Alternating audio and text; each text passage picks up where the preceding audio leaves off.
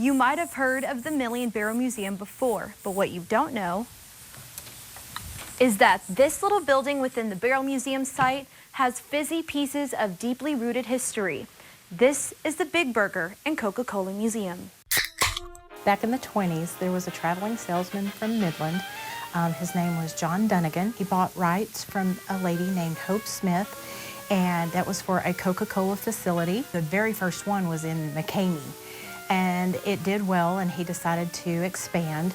So he came to Monahans, and because of the railroad, they had started a well, Monahan's Well. So Mr. Dunnigan started a Coca-Cola plant here in the 30s. Robert and Jay Conrad were his sons, and Jay Conrad worked in the one here in Monahan's, and his brother Robert worked in the one in Marfa. The rich Dunnigan legacy in West Texas spanned decades, paving the way for other locals to leave their mark on the Coca-Cola story in Monahans. There was a gentleman working for Jay Conrad, and his name was Dan Wedsig, and he was the bookkeeper and the payroll officer, and he worked for Coca-Cola about 10 years. The plant did really well, and they decided to move locations. This was in the 60s, so that's where there's a building left now here in town.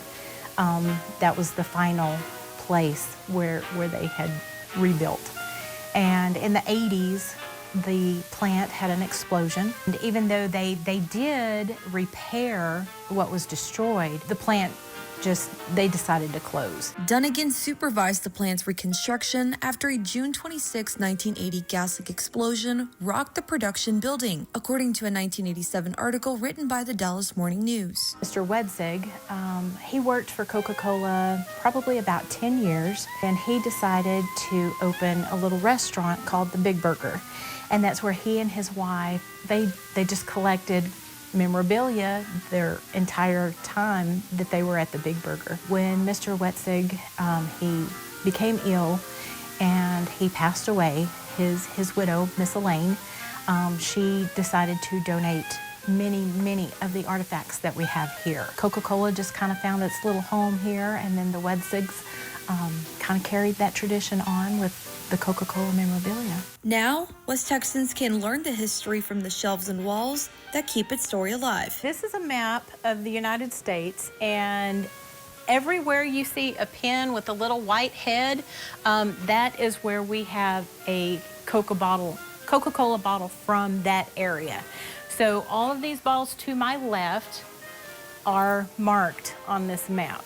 Bottles like these were once cleaned using a Meyer Dumore, one of the preferred bottle washing machine manufacturers in 1938. The 8-wide machine at the Coca-Cola Bottling Company in Monahans could wash 100 bottles per minute. If you blink, you're gonna miss it. We have shelves behind you and shelves to my right. They have just the tiniest little pieces of Coca-Cola.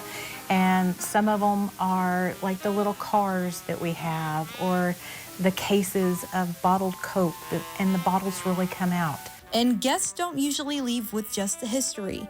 They leave with Coca-Cola's bizarre origin stories. It was formulated as a cough medicine, and years later they put actual cocaine in the Coca-Cola. So I think people walk away with stories like that, and they laugh about it, you know, that we have something that is a refreshing soft drink, you know, with popcorn or with a hamburger, but it really had a different story when it first began. And while its early recipe might raise eyebrows today, Coca-Cola's legacy in Monahans is one the community still proudly pours into its history. It was because we had one of the bottling plants here, and it just became part of us. But also with the Wedzigs, when they had the Big Burger, they just welcomed people in, and it didn't matter if you were a high school student coming over for lunch or if you were a family taking your entire family out for dinner. The Wedzigs just, they made everybody feel comfortable, and of course the Dunnigans, they were proponents in the Sandhills, and they were massive donors to the archives.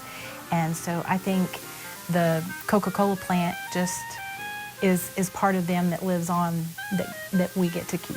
Sipping in Monahans, Kimberly L., News West 9.